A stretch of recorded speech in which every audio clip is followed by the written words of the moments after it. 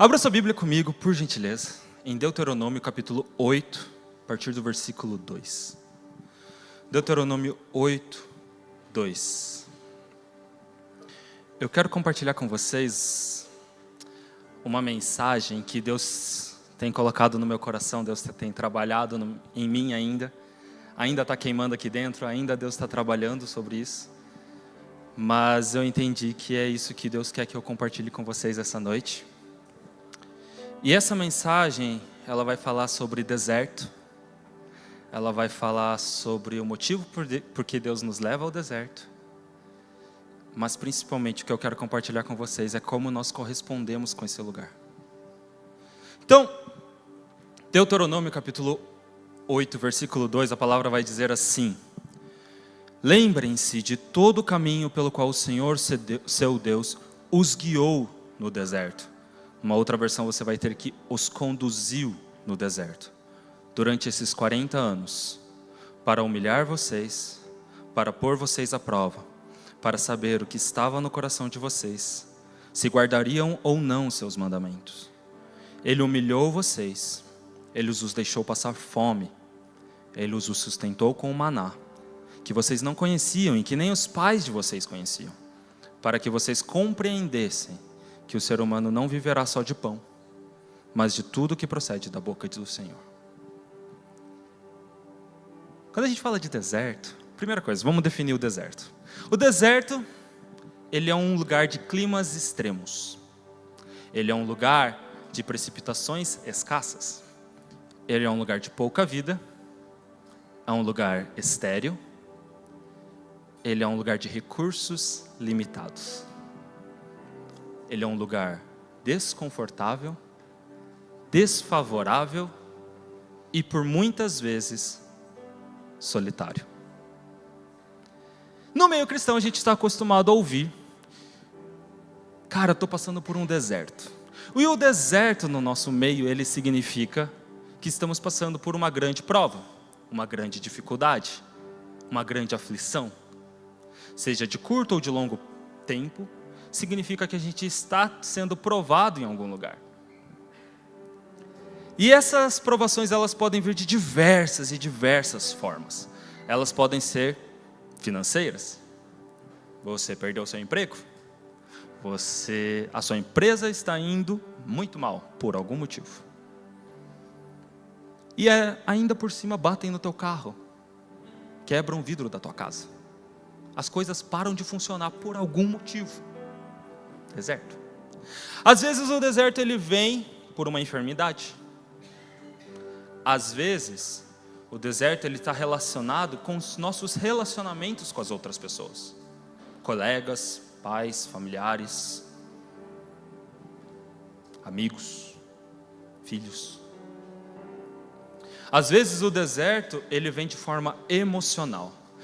Por fora está tudo bem, está tudo certo, mas por dentro, cara, a sua alma está sofrendo. E algumas vezes ela também vem de forma espiritual. Parece que quando você ora, o teto é de bronze. Você está orando, você sabe que Deus está te ouvindo, mas você não consegue ver que Deus está realmente recebendo a sua oração. Você não sente nada. Parece que o Senhor deixou você, como Ele deixou Ezequias, né? Quando Ezequias ele está com os babilônios, o Senhor o deixa para provar o seu coração. E você fala: mano, é mais ou menos isso que está acontecendo comigo, porque eu oro, nada está acontecendo, eu não consigo sentir nada. Então, quando as dificuldades começam nas nossas vidas, a gente entra nesse lugar de deserto. Se você vem de uma veia mais pentecostal, que por incrível que pareça não é a minha veia, mas enfim, se você vem de um lugar mais pentecostal, você já começa a repreender, falar: em nome de Jesus, diabo miserável, vai embora da minha vida. Está repreendido. Às vezes nós entramos nessas situações por decisões erradas que nós tomamos mesmos. E quando somos nós, clamamos por Deus, arregaçamos as nossas mangas e consertamos o que fizemos de errado. Mas cara, se a gente está caminhando com Deus, sendo guiado pelo Espírito Santo, muitas, frequentemente, muitas vezes, quem vai nos levar a esse lugar de deserto é o próprio Senhor. Se você lembrar do texto que a gente acabou de ler, ele vai, lá no começo ele fala: o Senhor, o seu Deus, os guiou, os conduziu no deserto durante esses 40 anos. Ele conduziu durante o deserto. E o Senhor Jesus também. A palavra de Deus vai falar em Lucas capítulo 4, versículos 1 e 2, Jesus, cheio do Espírito Santo, voltou do Jordão e foi levado pelo Espírito ao deserto, onde durante 40 dias foi tentado pelo diabo. Então, a gente vê que quem nos leva ao deserto, nesses casos, é o próprio Senhor. E a gente está falando que o deserto é um lugar de sofrimento, um lugar de aflição, um lugar de recursos escassos.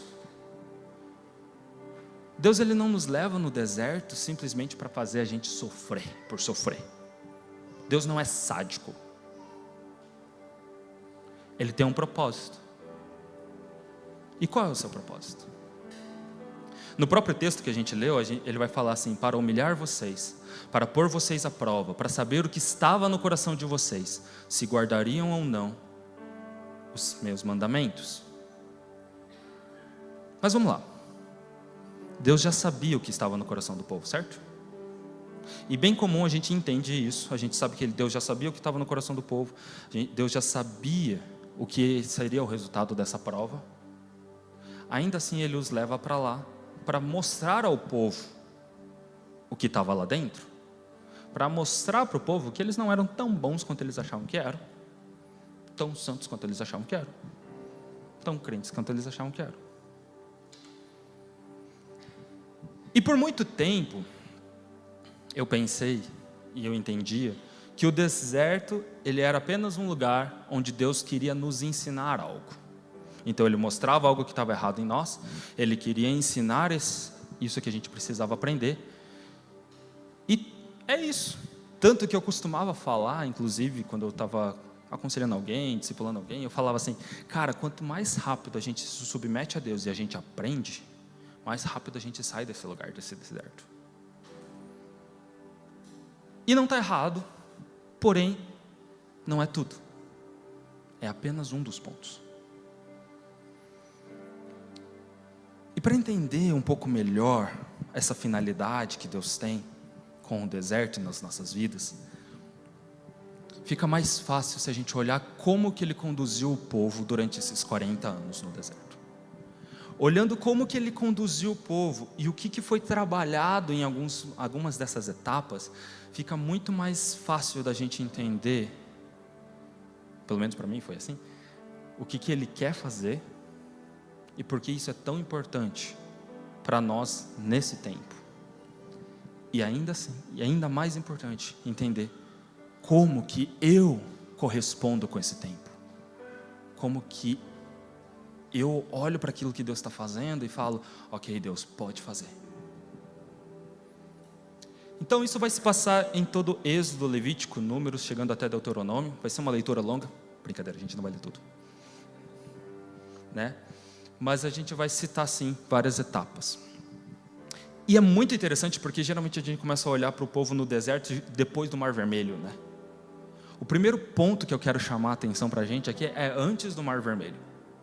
Logo depois que o povo recebe a sua autorização para sair, eles são felizes da vida, eles estão empolgados, eles despojaram os egípcios. Eles falam: cara, eles estão entregando para a gente ouro, prata, roupas, mano, a gente vai sair aqui, ó. Mas, tão felizes da vida. Aí, Deus pega, faz eles saírem de Sucote. E eles vão para Etã. Etã fica um pouco ao sul, então só que em direção ao mar. Então eles saem de Sucote e eles vão um pouco para o sul em direção ao mar. Êxodo capítulo 13, versículo 17, a palavra vai dizer assim: quando Faraó deixou o povo ir, Deus não os levou pelo caminho das terras dos filisteus, embora fosse mais perto, embora fosse o caminho direto, pois disse: para não acontecer que vendo a guerra o povo se arrependa e queira voltar para o Egito. Então por que Deus não pega o caminho direto? Porque o povo não estava pronto. às vezes a gente não tem o caminho direto, porque não estamos prontos. Fim da mensagem. Não, brincadeira. O interessante é que então Deus ele pega um caminho que ele sai de Sucote e vai para Etã, que é um pouco mais para o sul, perto do Mar Vermelho, perto do mar, em direção ao mar. E logo em seguida, ele toma a decisão lógica de fazer eles voltarem um pouco para o norte, para Piaerote. Ele faz um cotovelo. Ele não vai nem reto de Sucote para Piaerote. Ele faz uma volta. E é muito interessante. Êxodo capítulo 14, versículo 2, a palavra vai dizer assim: diga aos filhos de Israel que voltem e se acampem diante de Piaerote. Em outra versão, na NVI, ele fala de mudem o rumo e acampem perto de Piaerote. Então eles foram para o sul, em direção ao mar, e depois eles vão para o norte, em direção ao mar. Não faz sentido. Não faz sentido. Êxodo capítulo 13, versículo 18, ele vai falar: porém Deus fez o povo rodear pelo caminho do deserto perto do Mar Vermelho. Para quem estava de fora, parecia que eles estavam perdidos. E se você olhar no capítulo 14, é exatamente isso que Deus queria fazer. Ele fala assim: eu vou fazer os egípcios acharem que o povo está confuso. E o faraó vai dizer assim: eles estão desorientados na terra, presos no deserto. É muito interessante porque isso mostra para mim que muitas vezes, eu não sei se isso já aconteceu com você, e se você está sendo guiado pelo Espírito, muito provavelmente irá acontecer. Deus ele te dá uma promessa e te dá uma direção que é muito diferente dessa promessa. Por exemplo, Deus te chama para o ministério, fala assim: você será um missionário. E você fala: legal, Deus, vou fazer teologia, vou fazer TED, vou fazer alguma coisa. E Deus fala: não, você vai fazer zootecnia. Você fala: tá, o senhor vai usar zootecnia então para eu entrar nos países. Não, o país que você vai entrar não precisa de zootecnia. O que está acontecendo aqui? Ou muitas vezes Deus fala: você vai ser um grande empresário. Você fala: glória a Deus, eu vou poder abençoar os missionários em campo. E Deus fala: muito bom, exatamente, esse é o coração. Essa empresa que você tem hoje, você vai dar. E aquele recurso que você tem guardado para capital de giro, também, oferta. Não faz sentido. Muitas vezes Deus vai pegar a gente e nos dar algumas direções que para quem está de fora parece loucura. E para a gente mesmo muitas vezes vai parecer loucura. Para nós mesmos a gente vai estar tentado a tomar as rédeas da nossa vida e falar: deixa eu te dar uma ajuda, Deus. Deixa que eu, assim, sem querer me atrapalhar a sua soberania, mas eu tenho um planejamento aqui que pode te servir. Eu tenho aqui uma planificação da minha vida que, olha, funciona certinho para isso que o Senhor tem para a minha vida. Quando a gente está sendo guiado pelo Espírito, Ele vai fazer a gente fazer alguns movimentos que para nós e para os de fora são muito confusos, mas que no plano geral dele faz todo sentido. Os de fora, eles vão olhar para você e vão falar assim: é louco, perdeu o juízo. Não bate bem. Gente, esses crentes, mano, são tudo louco.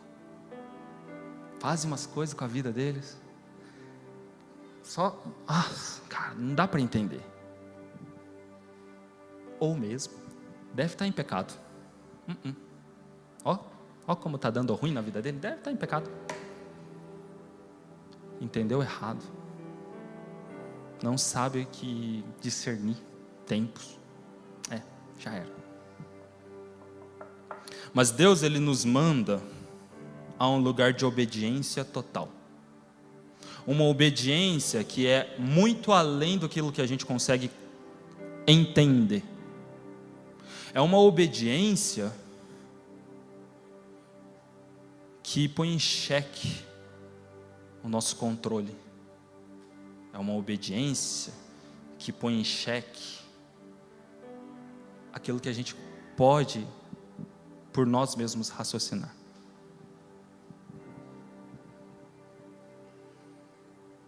É interessante como Deus faz o povo andar de forma muito estranha para então revelar a sua glória. Porque Deus, nesse momento, Ele faz o povo caminhar para o mar. Eles não faziam ideia que o mar ia abrir. Ele estava falando, vamos para a terra prometida, vamos para uma terra que emana leite e mel. Por que a gente está indo para o sul? Por que a gente está voltando agora? A gente está no mar e agora tem os egípcios atrás de nós. O que está acontecendo? E Deus então revela a sua glória, abrindo uma porta impossível e inesperada. Quantas vezes nós estaremos em situações em que Deus mostra sua fidelidade, abrindo portas que para nós, que nós nem sequer sabíamos que poderiam existir,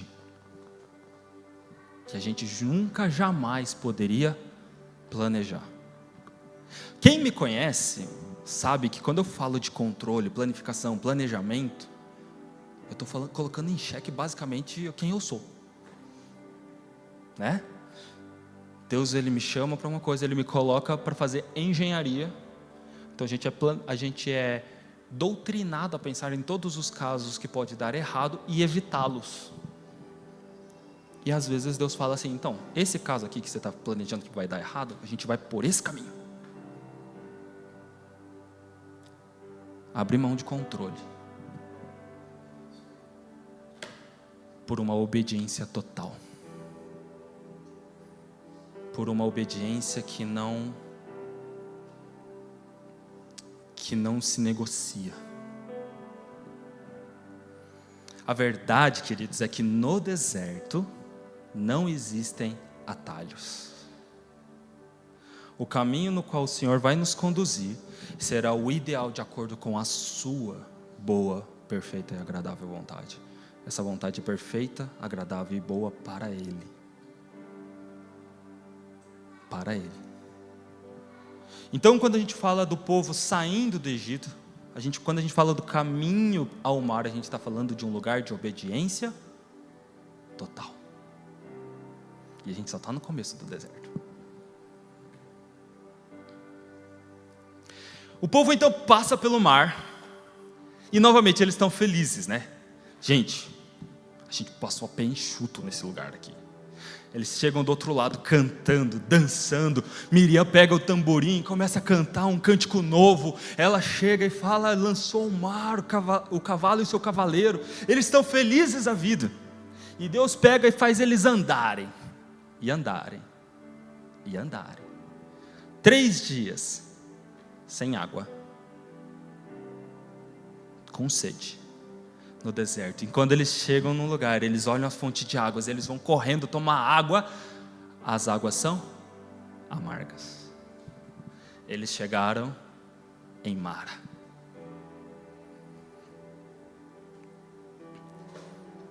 Mara é muito interessante, porque Deus faz o povo caminhar por 3 dias para lhe dar água amarga para beber. Claro que Deus depois faz elas ficarem doces, mas no primeiro momento o povo vai lá e bebe água amarga. Era assim que era para ser. Quantas vezes nós estamos no meio de um deserto? De novo, financeiro, enfermidade, não importa. Nós estamos no meio do deserto e a gente está lá, persistindo. E as coisas parecem que só pioram. O seu deserto financeiro, agora que depois que bateram no teu carro, entraram na tua casa, roubaram teus equipamentos que você usava para tirar foto e ganhar um trocado.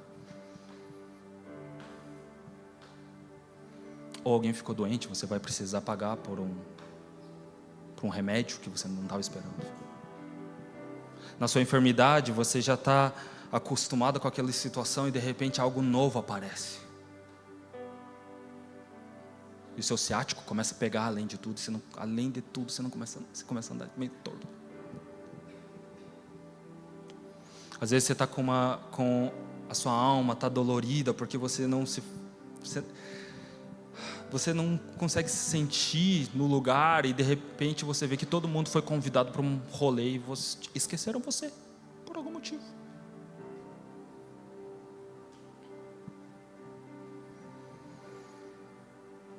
As águas começam a ficar amargas, começa a ficar mais pesado, mais difícil. E você fala: Deus, por quê? Eu clamei para o Senhor por águas, e as águas que eu encontro é pior, parece. Mata a minha sede, mas e dói por dentro.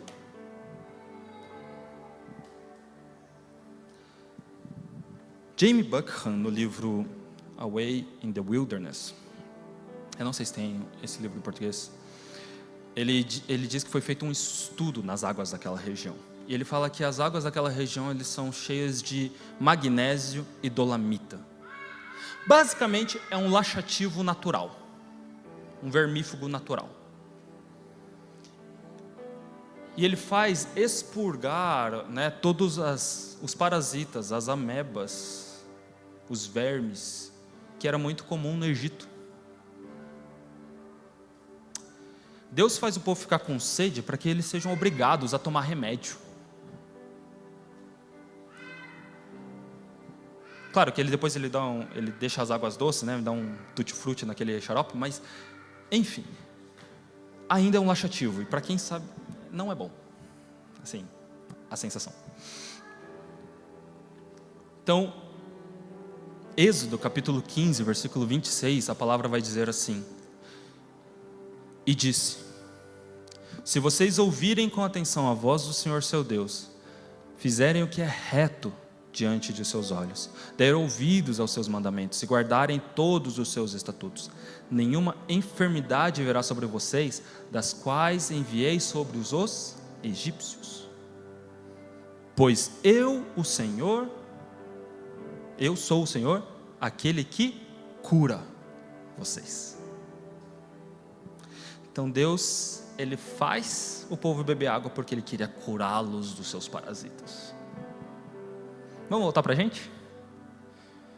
Muitas vezes Deus nos leva a um lugar de grande aflição e provação, para que os parasitas que nós temos nas nossas almas, que nos impedem de crescer em Deus verdadeiramente, que afetam o nosso caráter, que roubam de nós esse lugar de amar o Senhor de todo o coração, toda a alma, todo entendimento, toda a força, eles sejam expostos e removidos.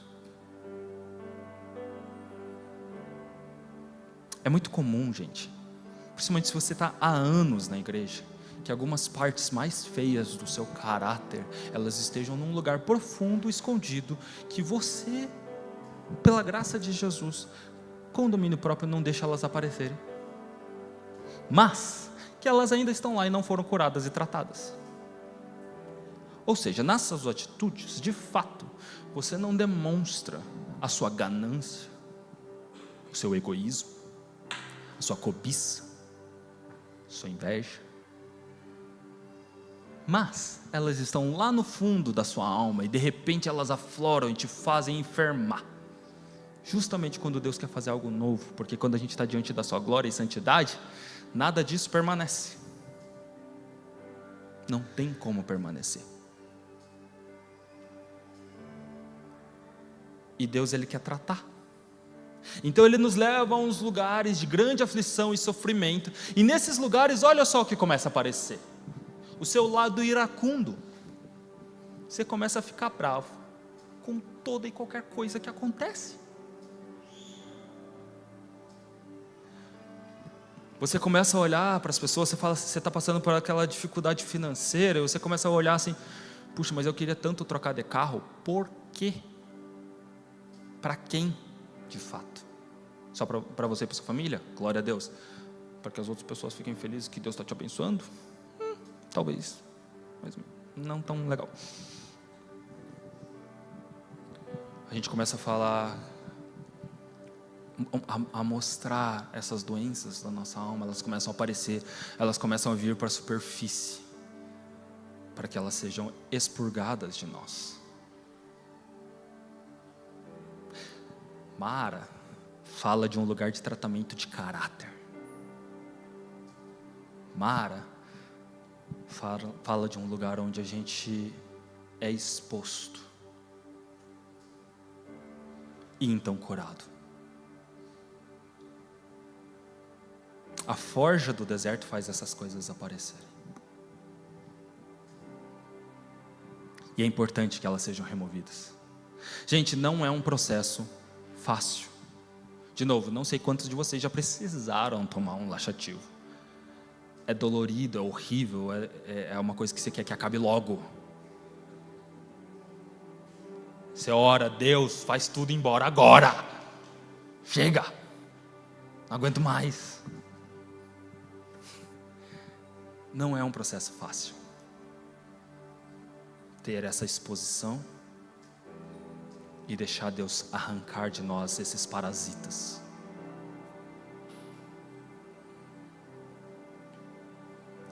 O bom é que Deus, Ele nos conhece. E Ele sabe até quanto que a gente pode suportar. Então, depois de Mara, Deus, Ele leva o povo para Elim, que é um lugar que tem 12 fontes e 70 palmeiras, é um oásis. E nesse lugar, Ele nos dá um refrigério. Sabe aquele momento que no meio da sua provação, de repente alguém te oferta na tua vida? É exatamente o que você precisava naquele dia. Alguém vem e te conforta no momento que você está mais em dor. Deus, Ele nos traz esses momentos de refrigério, de respiro, porque Ele sabe o quanto que a gente pode aguentar. E Ele nos dá um lugar que nos enche de fé para a gente prosseguir. Então a gente vai falar, agora eu aguento esse deserto todo, bora. Mas ainda não é o fim do deserto. É um lugar que Ele realmente está nos consolando, falando, eu sei que você está aqui, mas eu estou com você. Vamos seguir. E depois então de Elim, eles chegam no deserto de Sim. O deserto de Sim e Refidim são duas áreas análogas para mim nesse momento, né, no que eu quero transmitir. Então, o deserto de Sim é o lugar onde eles reclamam de fome e Deus começa a prover com o maná. E Refidim é o lugar que eles reclamam de sede e Deus faz água brotar da rocha.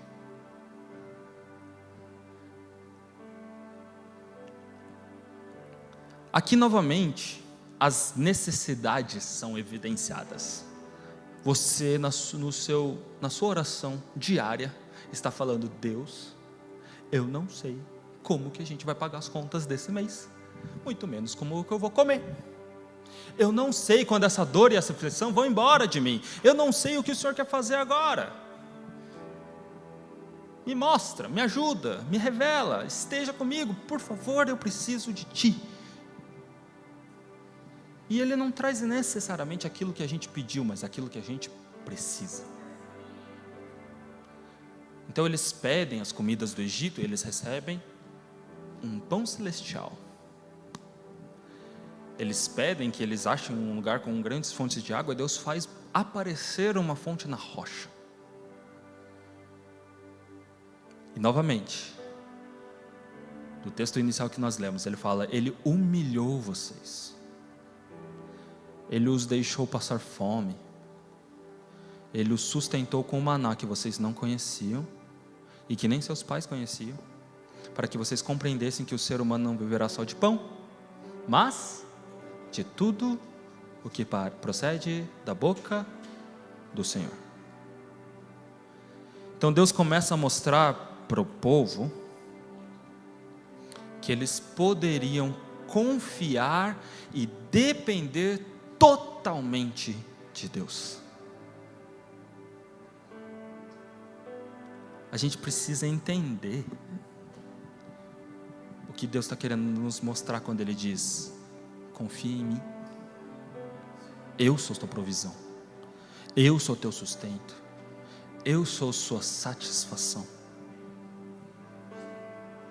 Deixa eu compartilhar algo pessoal com vocês. Uma das coisas que Deus usa muito para tratar comigo, eu e minha esposa, nós estamos casados há quase 12 anos. E nós queremos ter filhos. E tentamos ter filhos há praticamente uns 8 anos. Fizemos exames de todos os tipos. Ela é engravida. Vocês não têm problema algum.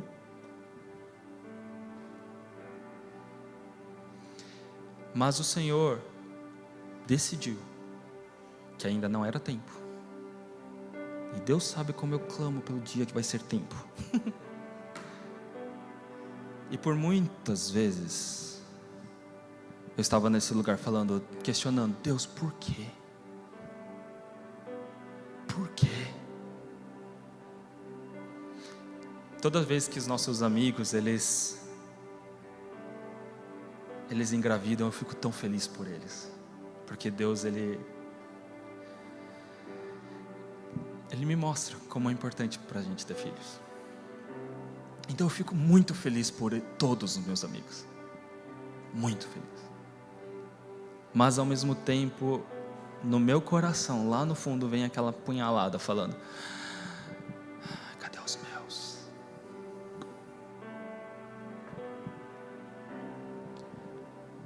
E interessante que Deus já nos deu palavra que a gente vai ter filhos, mas que ainda não é tempo, que Ele está reservando para um tempo específico. Mas ainda é muito difícil às vezes. E esse é um lugar de deserto para nós. É um lugar que aflige a nossa alma. E que Deus Ele usa para tratar algumas coisas em nós. Por exemplo, a satisfação nele. Um dia, num devocional, Ele já perguntou: e se eu nunca te der filhos?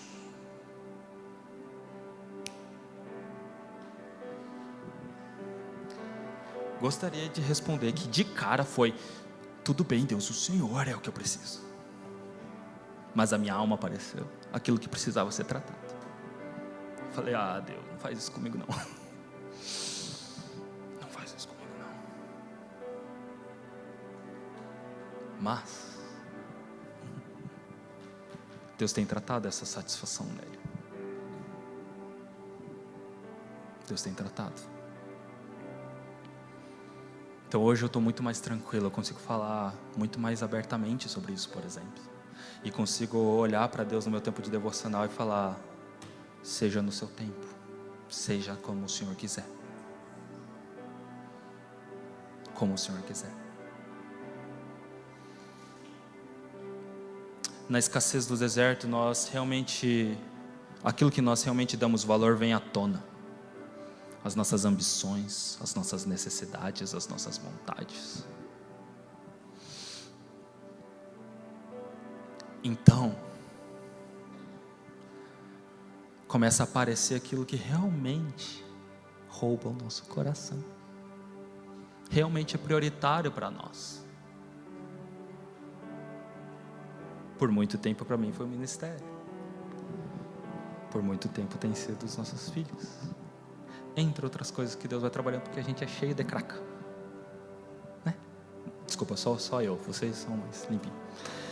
Mas a verdade é que conseguimos de fato confiar que Deus tem tudo sob o seu controle. Conseguimos de fato acreditar que Ele é soberano e que Ele sabe o que está fazendo. Conseguimos de fato entender que aquilo que Ele prometeu vai se cumprir, porque Ele não é homem para que minta. Conseguimos de fato, gente, eu estou falando de fato porque é muito fácil você falar. mas lá no interior da sua alma, você consegue de fato entender que Deus te supre em tudo?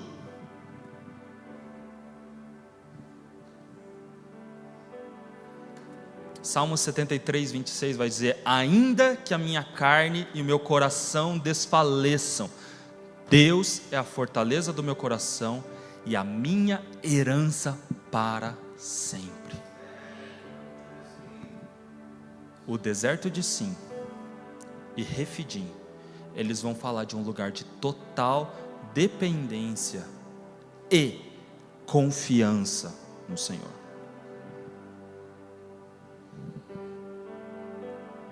O que vem depois do deserto de Sim? O que a gente mais está acostumado a ouvir, porque realmente é uma das coisas mais importantes que acontece no Êxodo, que é o Sinai. Eles chegam na planície do Sinai, eles chegam diante do Monte Sinai. E Sinai, vocês já ouvem muito, né? Mas vamos lá. O Sinai é onde Deus ele declara e estabelece os seus mandamentos. O Sinai é onde a glória de Deus é revelada e a sua voz é ouvida por todo o povo. O Sinai é onde uma aliança é estabelecida. O Sinai é onde um tabernáculo ele é montado, ele é erguido, porque Deus revela que o seu real desejo é estar no meio do povo. Quando a gente fala de Sinai, obviamente não na extensão da lei mosaica, mas para nós, Deus ele começa a trazer analogamente as mesmas coisas. Ele trouxe uma lei para o povo, e ele fala sobre a minha verdade, a minha palavra, a minha lei. O que você precisa entender, o que você precisa aprender, é essa parte das Escrituras, não só de mente, como você que já conhece tudo, mas que seja revelado em você, para que isso seja uma verdade. Então ele mostra para nós, é isso que você precisa aprender hoje, é isso. Ele confirma uma aliança que ele já tem estabelecida conosco em Cristo Jesus, o nosso Senhor, pelo seu sangue. E ele traz a esse lugar de comunhão e ele fala: ei, eu nunca te deixei, nunca te desamparei, eu estou aqui com você. Está difícil, está doendo, eu sei, porque eu estou com você, e eu já passei por isso. O nosso relacionamento, eles veem a glória, né, de Deus, eles ouvem sua voz. O nosso relacionamento com Deus, ele dá saltos, ele cresce. Por quê? Porque não há nada no deserto senão Ele. A gente nem consegue imaginar o tanto que a gente cresce nesse lugar do deserto. E Ele traz para nós uma nova revelação pessoal de quem Ele é. E aqui eu falo de revelação pessoal, porque a gente sim conhece os atributos de Deus, mas muitas vezes Deus ele quer vir e mostrar para você quem é uma face do seu caráter, que é exatamente aquilo que você precisa ouvir hoje. Então, por exemplo, para Abraão, em sua oferta, Deus se revela como Yahweh Iré, Jeová Jireh, o Deus que provê. Para Agar, quando ela se vê desamparada, achando que ninguém está com ela, ela fala: esse é o Deus que me vê, El Roi. Para João é o mestre que o ama. Deus se revela como exatamente aquilo que a gente precisa, porque Ele sabe quem nós somos, as nossas necessidades. Nesse lugar do Sinai, o povo se consagra, e eles recebem algo que ninguém imaginou que poderia ser daquele jeito. O deserto é uma ferramenta, uma oportunidade para nós crescermos espiritualmente em níveis incríveis. Novamente, porque não temos nada senão Ele. A gente se consagra e a gente se fortalece naquilo que Ele está nos revelando e naquilo que Ele quer encher em nossas vidas. O Sinai fala de um lugar de consagração e de capacitação. Aí você pensa, acabou o deserto, né? Porque agora a gente já está consagrado, capacitado, estamos prontos para entrar na terra, glória a Deus. E de fato, agora está pronto para entrar na terra. Mas aí ainda tem a última parte, que é a saída do deserto, que é bem grande, por sinal. A saída do deserto, ela compõe várias etapas. Eles passam por Azerote, Ezion-Geber, chegam em Cades Barneia, e depois do que eles fizeram em Cades Barneia, aí eles dão uma volta gigantesca, mas depois eles entram pela terra de Sião e Og, para depois entrar em Canaã. Então a gente tem todo esse trajeto de saída do deserto, e aqui acontece algo muito crítico. Novamente, porque eles ainda estão no deserto, algumas coisas começam a aparecer no coração. Recebeu de Deus aquilo que precisava crescer, recebeu de Deus aquilo que os mandamentos, eles se veem com saudade de algumas coisas. Temos saudade dos melões e dos pepinos e dos alhos que nós comíamos no Egito. Sério, é bem específico, peixes e tal. E eles põem em xeque tudo aquilo que Deus tem falado, porque eles não aguentam mais comer esse maná. Não só os problemas internos começam a acontecer ali, dentro deles, se expondo novamente, mas aí começam a surgir pessoas, povos, querendo atacá-los. E aparece o tal dos amonitas, e eles vencem a batalha contra os amonitas, com Moisés com as suas mãos estendidas sobre eles. Mas eles perdem a batalha da integridade em Baal-Peor. Quando nós estamos devidamente capacitados pelo Senhor para então herdar esse lugar que Ele quer nos levar, o inimigo ele não quer que a gente entre de fato nesse lugar, ou que a gente execute exatamente as coisas que vão acontecer, que Deus quer fazer através de nós. Então, não se surpreenda se tentações surgirem, se inimigos se levantarem, porque ele vai vir furioso para cima. Jesus passou pela tentação durante 40 dias, e o diabo ainda chega lá no final. A gente tem lá as 3 tentações: identidade, paternidade, sustento, tudo ali. Então o diabo vem contra nós para que a gente não seja bem sucedido. Ele vai tentar nos fazer cair justamente naquilo que Deus está trabalhando em nossas vidas, para que a gente não tenha a autoridade que precisamos ter.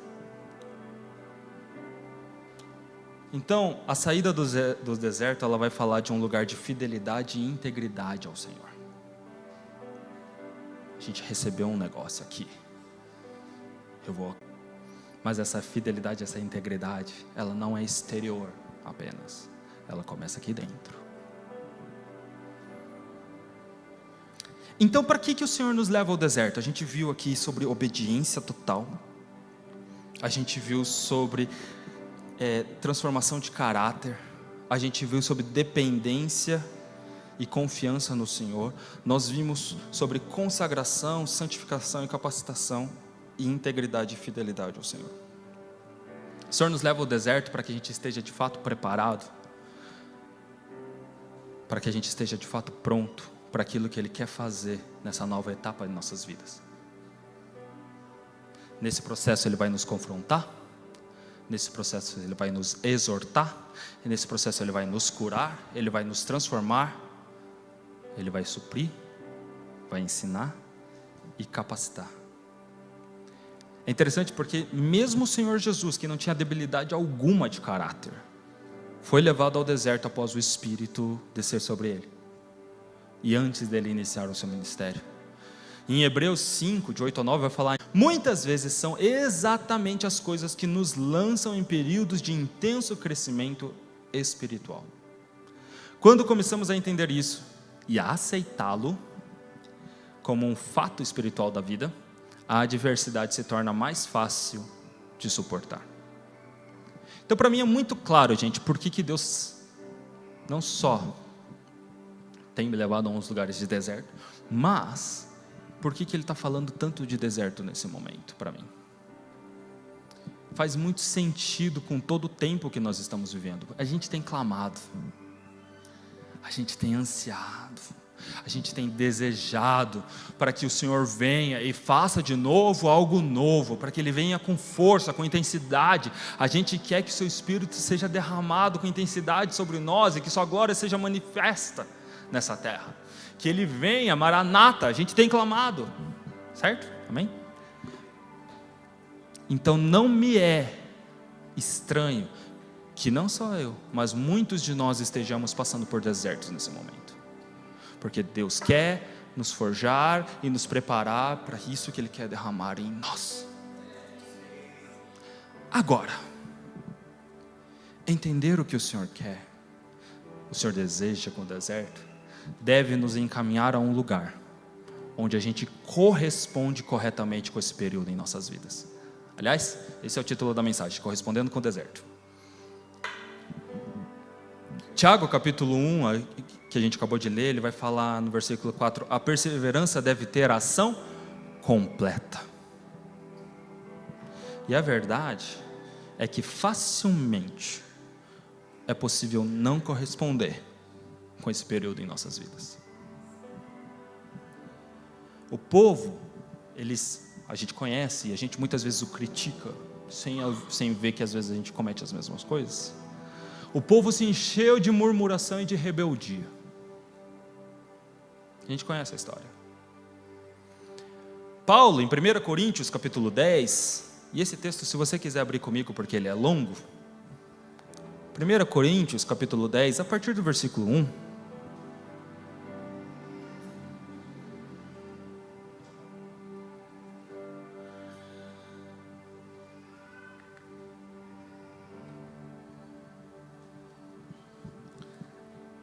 a palavra de Deus vai dizer assim, 1 Coríntios capítulo 10, a partir do versículo 1. Ora, irmãos, não quero que vocês ignorem que os nossos pais estiveram sob a nuvem e todos passaram pelo mar. E todos em Moisés foram batizados, tanto na nuvem como no mar. Todos eles comeram do mesmo alimento espiritual e beberam da mesma bebida espiritual, porque bebiam de uma pedra espiritual que os seguia, e a pedra era Cristo. Mas Deus não se agradou da maioria deles, razão pela qual ficaram prostrados no deserto. Ora, estas coisas se tornaram exemplos para nós, a fim de que não cobicemos as coisas más como eles cobiçaram. Não sejam idólatras como alguns deles foram, conforme está escrito, o povo assentou-se para comer e beber e levantou-se para se divertir. E não pratiquemos imoralidade, como alguns deles o fizeram, e caíram mortos num só dia, 23.000. Não ponhamos Cristo à prova, como alguns deles fizeram, e foram mortos pelas serpentes. Não fiquem murmurando, como alguns deles murmuraram, e foram destruídos pelo exterminador. Estas coisas aconteceram com eles, para servir de exemplo, e foram escritas como advertência a nós, para quem o fim dos tempos tem chegado. A verdade é que a gente pode, queridos, não corresponder com os processos, e até mesmo com as revelações de Deus. Quer um exemplo? Abra comigo Êxodo 24, versículo 9. Êxodo 24, 9.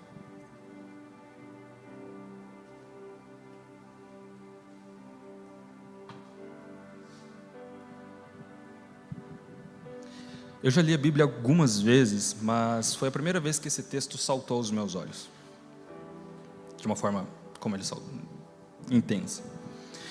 Êxodo capítulo 24, versículo 9. Moisés, Arão, Nadab e Abiú e 70 dos anciãos de Israel subiram um monte e viram o Deus de Israel, sob cujos pés havia como que um pavimento de pedra de safira, que se parecia com o céu na sua claridade. Deus não estendeu uma mão contra os escolhidos dos filhos de Israel. Eles viram a Deus, comeram e beberam. Gente, vamos lá.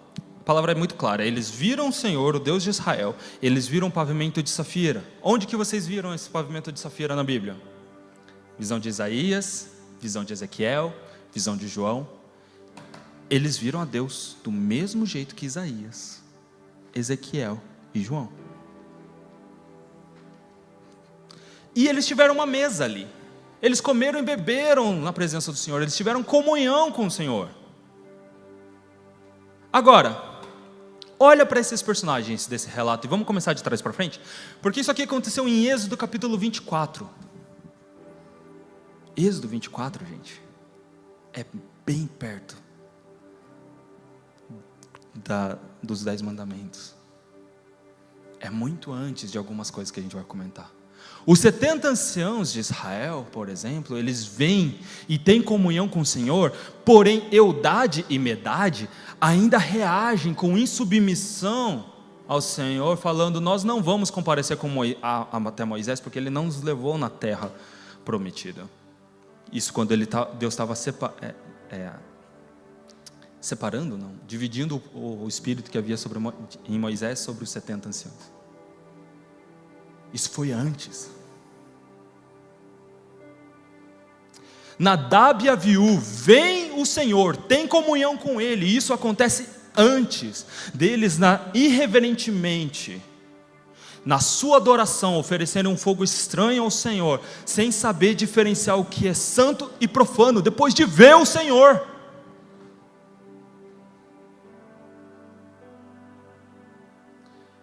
Arão vê e tem comunhão com o Senhor antes de erguer um bezerro de ouro e reduzir a glória do Deus de Israel a um ídolo de metal e cometer assim idolatria. Vocês conseguem entender que mesmo se Deus nos revelar algumas coisas, mesmo que se Deus nos levar a processos, a gente pode não corresponder com isso? A gente pode ser rebelde e insubmisso, como Eldade e Medade. A gente pode ser irreverente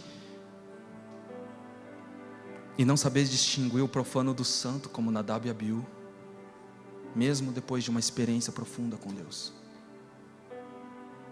porque a gente não correspondeu com aquilo que a gente viu.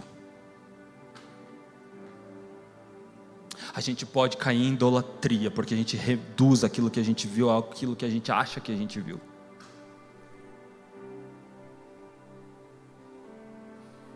Moisés, todavia, ele vê o Senhor, tem comunhão com Ele, e no seu coração gera-se fome e sede, a ponto de quando ele sobe de novo no monte, ele está sozinho dessa vez, ele fala: eu quero te ver, eu quero ver tua glória. E Deus fala: eu sei o tanto que você quer me ver, eu vou deixar passar diante de você toda a minha bondade. Moisés correspondeu como deveria. De todos esses, Moisés correspondeu como deveria. E a minha pergunta, queridos, para vocês, que é a mesma pergunta que eu faço para mim: como que eu tenho correspondido com esse tempo de deserto na minha vida? Como que eu tenho entendido o que Deus quer fazer e tenho entrado num lugar de obediência total, de submissão ao tratamento de caráter?